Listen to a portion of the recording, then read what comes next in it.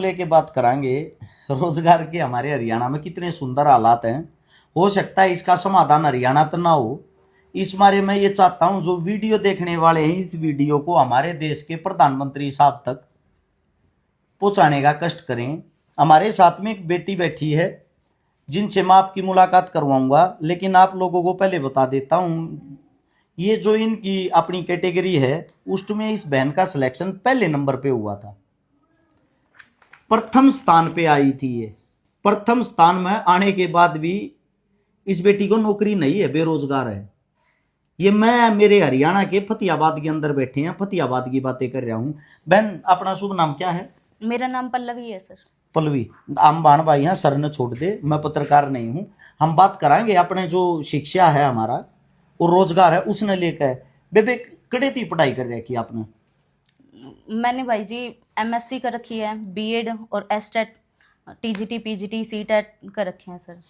जो HTET, TGT, PGT, CTET, ये मतलब सब हम क्लियर करके आपने पढ़ाई करने हाँ के भाई बाद? जी क्लियर कर। अच्छा, मैं एक बात पूछना चाहता हूँ, क्या रुपये लाग लिए होंगे आज तक की पढ़ाई में? एक आंकड़ा है वैसे जोड़ा है हम टोटल ऑल ओवर एस्टिमेट तो क्या लगा सकते हैं भैया, क्योंकि एमएससी के दौरान ही उसमें 60-70 हज़ार तो एमएससी में लग गए, और फीस के वो भी, और किताबों के वो रह गई अलग। बीएड में दिए थे 75 हज़ार, बीएड में फीस किताबें रह गई अलग। बेबे और जैसे हम पढ़ने जाऊँ हाँ उसमें हमारा किराया भाड़ा भी लग गए है, कापी किताबा के भी लग गए हैं। मतलब मंथली जो खर्चा है एक माता पिता को पढ़ाने में मेरे हिसाब से आज के टाइम पे कॉलेज में जब जाना शुरू हो जाए है, जब की बात कर रहा हूँ मैं, मेरे हिसाब से 6 से 7 हजार रुपये का लग जाता होगा महीना। हाँ भाई जी, क्योंकि स्कूलों में फीस बहुत घनी महंगी हो रही है। हम तो न्यू सुनने में है प्राइवेट स्कूलों में तो एक बच्चे की 15-15 हजार रुपये फीस हो रही, छोटे छोटे बच्चे की। अच्छा, जब पढ़ाई इतनी महंगी हो रही, इतने रुपये आपके माता पिता ने आप खर्च कर दिए और आपको इस काबिल बना दिया बेटा आप पढ़ने के लायक हो और आप नौकरी के लिए तैयारी करो। नौकरी के लिए आपने तैयारी करी, उस तैयारी में आपने टीजीटी, पीजीटी, एचटेट और सीटेट ये सब चीजें आपने क्लियर कर दी। हाँ। ये क्लियर करने के बाद आपके भी सपने होंगे कुछ ना कुछ, तो सोचा तो होगा नौकरी सपना मिलेगी? तो ना शुरू से यही था कि 10वीं के बाद ही जैसे +1 की क्लासेस लगाई, टीचर इतने बढ़िया थे कि शुरू से लेक्चरर बनने का सपना था। और जल्दी शादी हो गई, हम 4 बहनें हैं, जल्दी 16 साल की उम्र में शादी हो गई। उसके बाद +2 मैंने उसके बाद किया, शादी के बाद। उसके बाद मैंने ग्रेजुएशन की भिवानी से। अब सास ससुर घर है नहीं, बच्चों को रखने वाला है नहीं, मेरे माता पिता ने मेरे बच्चों को संभाला, तब जाके मैं पढ़ाई कर पाई हूँ। भिवानी से फिर मुझे एमएससी करनी थी हिसार, फिर मैं अधिकतर मैं मायके में रही हूँ, क्योंकि ससुराल में कोई है ही नहीं बच्चों को रखने वाला। बेटी बचाओ बेटी पढ़ाओ एक नारा है दीवारों पे, काफी अच्छा लगता है जब दीवारों पे लगा वो लिखा दिखता है ना, उसको पढ़ते हैं बड़ा अच्छा लगता है। बाहर से कोई आए ना ये लगता है वाह भाई वाह हमारी सरकार कितनी अच्छी है, बेटियों को बचा भी रही है, बेटियों को पढ़ा भी रही है। लेकिन उसी को लेके बात करते हैं बाण, जब ब्याह होया, ब्याह होने के बाद आपके बच्चे हुए और बच्चों को सास ससुर मतलब है नहीं, इसका मतलब सास ससुर है ही नहीं, मतलब छोटे छोटे थे, ये एक्सपायर हो गए थे। मृत्यु हो गई थी। जो आपके हस्बैंड हैं वो क्या करते हैं? वो गुड़गांव कंपनी में जॉब करते थे, कंपनी में अब प्राइवेट उनकी भी जॉब चली गई सर। उनकी जॉब किस मारे चली गई? प्राइवेट कंपनी है वहाँ, तो प्राइवेट का यही तो दुख होता है, इतने साल जॉब की उसके बाद हटा दिया। क्या रुपये तनख्वाह लिया थे वो? लगभग 35,000 थी। 35,000 तनख्वाह लिया थे। अच्छा, जो आपके बच्चे हैं उनको संभालना मतलब उसने माँ बाप, चलो आपके माँ बाप मैं तो ये कहूँगा उनके संस्कार अच्छे हैं, उन्होंने संभाल लिया।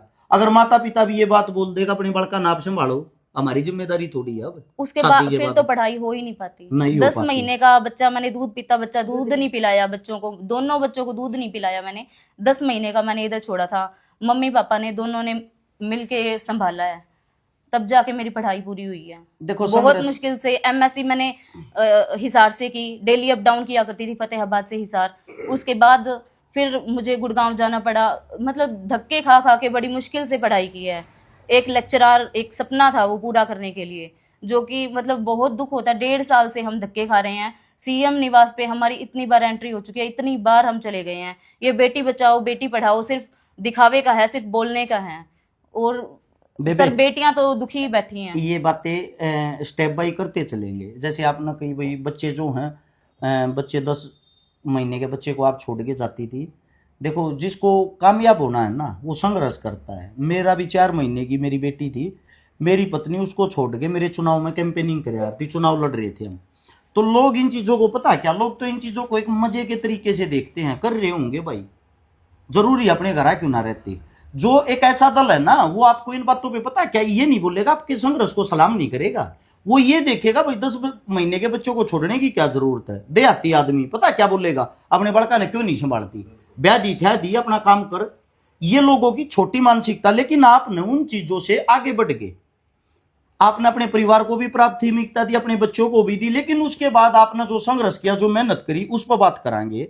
उस मेहनत में आप लोगों ने, या कौन सी भर्ती है जिसके डॉक्यूमेंट हाथ में, जिसमें आप, ये पीजीटी की है, एचपीएससी पीजीटी 2024 में निकली थी, पीजीटी की अलग अलग सब्जेक्ट्स की वैकेंसी। एक बार देसी भाषा में ये बताओ, पीजीटी कौन से टीचर हो यार? पीजीटी 9th से लेके +2 तक के टीचर्स होते हैं, लेक्चरर जिन्हें बोला जाता है, 9वीं 10वीं 11वीं 12वीं ना पढ़ाने वाले। हाँ, कौन सा सब्जेक्ट था अपना? मैथ सब्जेक्ट था। मैथ का मेरे हिसाब से तो सबसे मुश्किल होता है। हाँ जी। मैथ के सब्जेक्ट की पल्लवी रानी जी हमारी बहन हमारे पास में बैठी है। कौन सी उसमें आते हो आप कास्ट में? BCA। पहली बात तो ये जर्नल नहीं है, कुछ लोगों को ये मिर्ची होती है भाई, अगर जर्नल परेशान है। आप लोगों को बता देता हूं, परेशान सब हैं, बस अपनी परेशानी कोई दिखाना नहीं चाहता। सरकार का सामना करने की सबकी हिम्मत नहीं होती। अब ये बेटी है, ये एक घर की बेटी है, तो एक परिवार की पत्नी भी है, दो इज्जत इस बेटी के हाथ में है। अब अगर ये बेटी सरकार के खिलाफ धरने निकाले, मोर्चे निकाले, और इन बेटियां पर सरकार मुकदमा दर्ज कर दे, दोनों परिवार की तो हिम्मत टूटती है और दोनों परिवारों की तरफ से कोसा जाता है, तुझे क्या जल्दी थी, तू धरने में क्यों शामिल हुई। लेकिन एक बात बताओ, एक बेटी माता पिता ने पढ़ा दी, इसके परिवार ने संभाल दी, उसके बाद भी अगर वो धक्के खा रही है ये रैंक होते हुए, अब आपको निकालने का कारण क्या है बहन? आप सेलेक्ट हो गए, आपको मैं देखने लग रहा हूं 150 में 129 नंबर, 150 में 129 नंबर आ रहे हैं आपका। मेरे हिसाब से बहुत ज्यादा नंबर होते हैं। 129 नंबर आने के बाद, आपकी फर्स्ट रैंक आने के बाद भी आपका सिलेक्शन क्यों नहीं हुआ?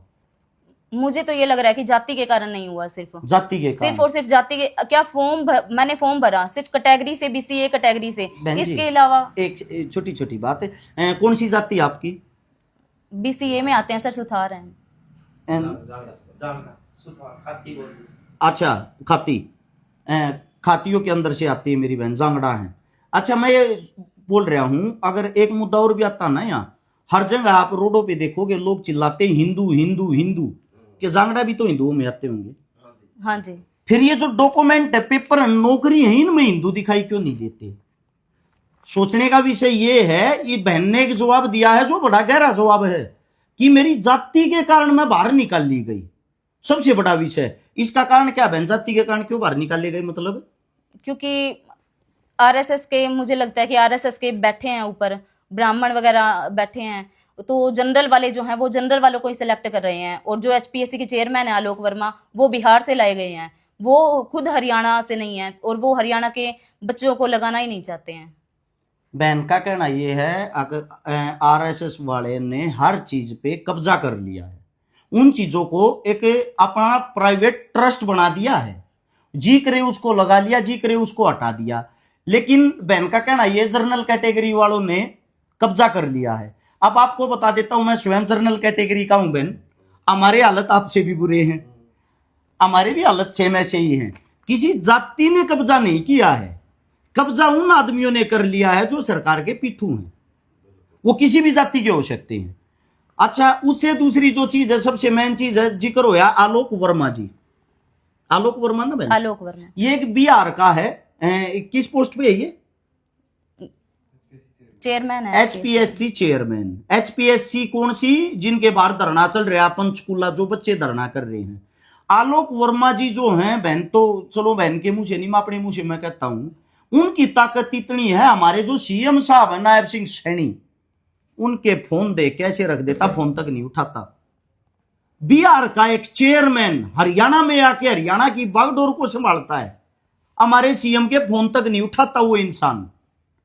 सबसे गहरा सोचने का विषय, जितनी भी बड़ी वैकेंसियां हैं, जितने कॉलेज हैं, जितनी यूनिवर्सिटी हैं, उन सब के ऊपर कब्जा इस वक्त RSS के मुख्य आदमियों का हो चुका है, जिनको किसी जाति, किसी धर्म से कोई लेना देना नहीं है। उनकी बागडोर सरकार के हाथ में है। सरकार जैसे चलाना चाहती उन लोगों को वैसे चला रही है। ये दुख आप लोगों को बार बार हम बोलते थे, तो इन लोगों को पता बेबे लग गया था आ काम है। जैसे कि मैं जिस कैटेगरी से आता हूं, जर्नल कैटेगरी से, ये सोचते थे अगर जर्नल कैटेगरी का सीएम को ना मारे या बात चुप है, हम इस मारे बार बार आवाज उठावा है। बात यह है हम आवाज उस चीज की उठाते हैं जो सत्यता है। इस बहन को किसी पार्टी किसी सरकार से क्या लेना देना? इस बहन को एक चीज से लेना देना है, इसने पढ़ाई की है, इसने शिक्षा प्राप्त की है। उस शिक्षा प्राप्त करने के बाद यह गुड़िया पहले नंबर पा रही है, और या न्यू कहने लग रही मैं पहले पा रही हूं, मैं हर चीज में सेलेक्ट हो चुकी हूं, तो मेरे को मेरा हक दिया जाए। टीचर बनने की इस बेबे में काबिलियत है, या उस टीचर वाली कुर्सी मांग रही है। उस कुर्सी को छीन कौन रहा है? सबसे पहला नाम आया है एचपीएससी का चेयरमैन। चेयरमैन किसका आदमी है? सरकार का। सरकार ने उसको लगाया है, वो इतनी ताकत में उसका जो मन करे उसको लगाता है। दूसरी बात, कुछ भाई ये सोचते होंगे बेबे अब जनसंख्या ज्यादा होने के कारण रोजगार बहुत घने हो रही है। रोजगारों की अगर बात करें, पहली वीडियो में भी आंकड़ा बताता 15,500 वैकेंसियां इस वक्त सरकारी टीचरों की जरूरत है, खाली हैं वे कुर्सियां। खाली होने के बाद भी पहले नंबर पर आने वाली ऐसी ऐसी बेटियां अपने घर पे बैठी हैं, और दीवारों पे लिखा हुआ होता है बेटी बचाओ बेटी पढ़ाओ। बेटी हम बचा रहे हैं, बेटियों को संभाल भी रहे हैं, बेटियों को पढ़ा भी रहे हैं, लेकिन बचाने के बाद पढ़ाने के बाद भी इनकी ये हत्या हो रही है। अच्छा बेबी एक बात बताइए, तेरे जो बालक है, क्या बालक है? 2 हैं। 2 बालक है। बर्थडे करके जिस हिसाब में जब नौकरी नहीं मिल ली, तने इतने रुपये खराब कर लिए, इतना सब कुछ खराब कर लिया, आगे चल के क्या तू अपने बड़का न पढ़ाओगी? मैं अभी नहीं पढ़ा रही सर, वो छोटे वाला है, घर मतलब घर पे उसको बिल्कुल पढ़ा ही नहीं रही मैं क्या पढ़ाऊं, जब यही पता है मुझे कि मैं खुद मैंने पढ़ के क्या कर लिया। घर पे मतलब ट्यूशन वगैरह या स्कूल अभी उसकी 2 महीने की, सिर्फ इसके लिए कि मुझे चक्कर काटने पड़ रहे हैं चंडीगढ़ के। 2 महीने से मेरा बच्चा छोटा घर पे बैठा है, मैं स्कूल नहीं भेज रही हूँ उसे, क्योंकि मुझे जाना पड़ता है। उसका गुड़गांव एडमिशन है, गुड़गांव से मुझे इधर आना पड़ा फतेहाबाद, इधर मम्मी पापा के पास छोड़ रखा है। मुझे दूसरे तीसरे दिन मुझे चंडीगढ़ के चक्कर काटने पड़ते हैं, इन मंत्रियों के आगे हाथ फैलाने पड़ते हैं, भीख मांगनी पड़ती है इनसे।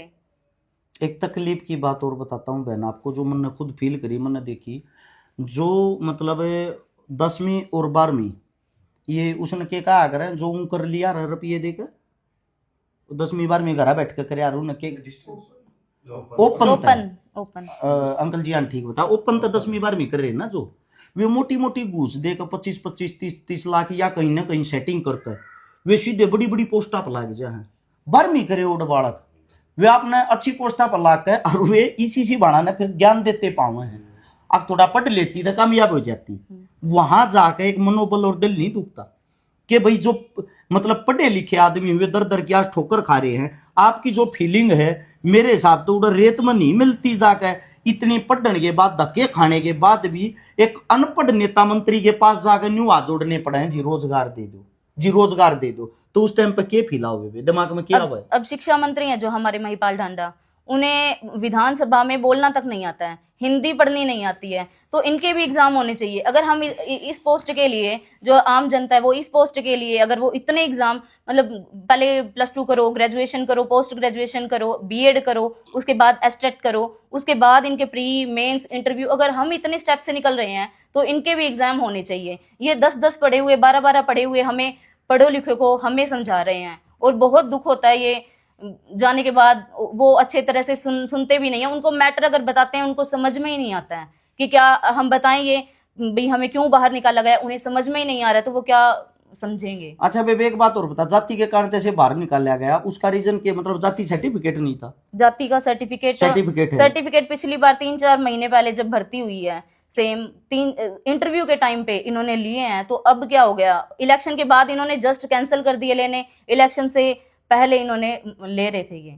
अच्छा आप तो पढ़े लिखे हो, आपको इतना भी पता होगा, आप लोगों को निकाल के फिर जो भर्ती निकाल ली गई है उन भर्ती आप ये लेना क्यों न चाह रहे हैं? ये किसी को नहीं लेना चाहते, ये जैसे ही अगले इलेक्शन आएंगे तब भर्तियां निकालेंगे, फिर एग्जाम होंगे, आधे एग्जाम जो होंगे वो इलेक्शन से पहले और रिजल्ट आएगा इलेक्शन के बाद, फिर यही सिस्टम चलता रहेगा। सरकारी स्कूल इन्होंने प्रॉपर बंद करने का वो कर रखा है कि टीचर इसमें ना हो, ना स्कूल, हमारे बच्चे जो आम जनता है वो पढ़ाई करें, और बच्चे पढ़े तो इनके ऑफिसर्स जो बड़े बड़े मंत्री हैं इनके बच्चे इन्होंने भेज रखे हैं विदेशों में, और हमारे बच्चे जो हैं वो पढ़ाई ना करें। ये प्राइवेट जो स्कूल वगैरह चला रखे हैं इन्होंने, ये इन्हीं के ही हैं, और इतनी इतनी मोटी मोटी इनकी फीस होती है। सरकारी टीचर इतनी, जब वो स्टेप पार करके जब वो सरकारी स्कूल में पढ़ा रहा है तो वो टीचर ज्यादा बढ़िया होगा या प्राइवेट स्कूलों में जो 10-10 15-15 में ये पढ़वा रहे हैं, और वो उनके टेस्ट वगैरह कुछ भी क्लियर नहीं होते हैं, फिर भी उसमें प्राइवेट में ताकि मजबूर कर देते हैं कि प्राइवेट में जाए बच्चे। पहले तो मैं मेरी बहन को सैल्यूट करना चाहूंगा। मेरी बहन ने देश के लिए आंखें खोलने वाली बातें कही हैं 2-4।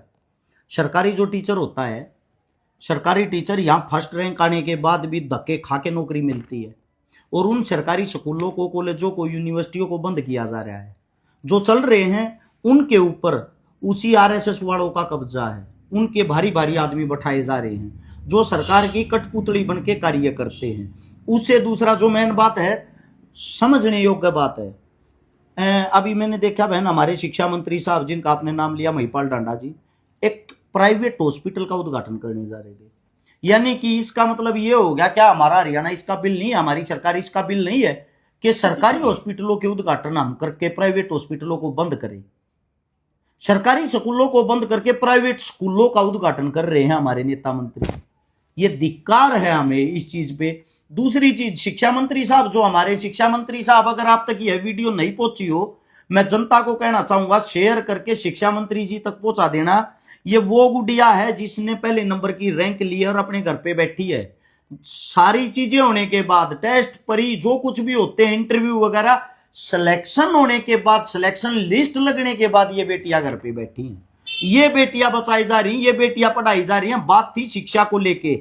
आने वाली जो पीढ़ियां हैं उनको मैं बताना चाहता हूं, भाई अगर आप लोग अपने घरों में बैठे रहे, हकीकत के लिए अपनी आवाज बुलंद नहीं की, अगला नंबर आपका भी हो सकता है। जो आप सरकार में बैठ के मलाई चाट रहे हैं, ये सोच रहे हैं हमारे बच्चे कामयाब हो जाएंगे, लात लगते देरी नहीं लगती। सरकार ना किसी जाति की होती, ना किसी धर्म की होती, ना किसी मजहब की होती, सरकार होती मौके की। सरकार को चाहिए बेनिफिट। और सबसे बड़ी मुद्दे की बात जो इस गुड़िया ने कही है, इस बात की आप दिमाग में डाल लेना, सरकार क्या करेगी, इनको लटका के रख देगी, ये कोर्ट में जाके केस करेंगे, वो केस चलता रहेगा, वो केस चलते चलते 2029 के चुनाव तक पहुंच जाएगा। जैसे ही चुनाव आओगा उससे टाइम में हमारे सीएम साहब घोषणा करेंगे उन बच्चों को ले लिया गया है। और आप लोगों का पता क्या जवाब होगा? तालियां बजाओगे आप लोग, और तालियां बजाकर उस सरकार का स्वागत करोगे। वह सरकार फिर आ जाएगी, फिर आकर 5 साल आपको फिर लटकाएगी। बात यहां सिर्फ सरकार की नहीं, बात हो रही है शिक्षा की, रोजगार की। मेरा कहना यह है, इस आवाज को आप लोग बुलंद करो। HPSC पंचकुला के बाहर शिक्षा को लेके ही, नौकरियों को लेके, रोजगार को लेके बच्चे बैठे हैं, प्रोटेस्ट कर रहे हैं। उन बच्चों का मनोबल बढ़ाओ। मैं आप लोगों को बताता हूं, हरियाणा नहीं हिंदुस्तान की तस्वीर तभी सुधर सकती है हर वर्ग में पढ़ा लिखा आदमी, ये पोजीशन वाला आदमी, इस बेटी जैसे बच्चे आगे बढ़ेंगे तभी देश कामयाबी की तरफ बढ़ेगा। आप लोगों को बता देता हूं, अनपढ़ आदमियों ने इस देश के ऊपर, राजनीति के ऊपर, सिस्टम के ऊपर कब्जा कर लिया है। जब तक आप उस कब्जे से बहाल नहीं होगे, धर्म जाति मजहब को छोड़ के उससे आजाद नहीं होगे, आप लोगों का कोई भविष्य नहीं होगा। और आखिरी बात, HPSC जो धरना है पंचकुला में, HPSC के बाहर पंचकुला में धरना चल रहा है, वो जो धरना बच्चे कर रहे हैं, ये ना सोचा भाई उसको खाली HPSC वाले बच्चे कर रहे हैं। वो शिक्षा को लेके कर रहे हैं, वो रोजगार को लेके कर रहे हैं, वो हर एक वर्ग के बच्चों के लिए कर रहे हैं। भाई आप इस बात को समझो। दूसरी चीज, मेन चीज, अगर कोई भाई धरने पे नहीं जा सकता, स्टूडेंट ये डरता है कि मैं आवाज उठाऊंगा मेरी जेल हो जाएगी, मेरे पे मुकदमा लग जाएगा, उन लोगों को एक ही बात कहना चाहता हूं, आपके घर हम आएंगे, आपकी वीडियो हम बनाएंगे, आपकी जो मजबूरियां सरकार तक हम पहुंचाएंगे। लेकिन एक विनती आप करना, आप अपने घर पे बैठ के ऐसी ऐसी वीडियो को सभी जगह क्षेत्र में शेयर करके कम से कम सरकार को सोशल मीडिया पे तो ये दिखा दो आप लोगों के अंदर एक ताकत है। आज के टाइम पे सच्चाई के लिए कोई नहीं बोलता। और आप लोगों को बता देता हूं, शिक्षा से बड़ा जो शिक्षा होती है उससे बड़ा कुछ भी नहीं होता। शिक्षित इंसान ही आगे बढ़ेगा तभी देश का भला होगा। इतना ही आप लोगों से कहना था। इस वीडियो को शेयर करके हमारी इतनी मदद जरूर कर देना, हमारे देश के प्रधानमंत्री, मुख्यमंत्री साहब तक जरूर पहुंचाना। सभी साथियों का धन्यवाद। जय हिंद।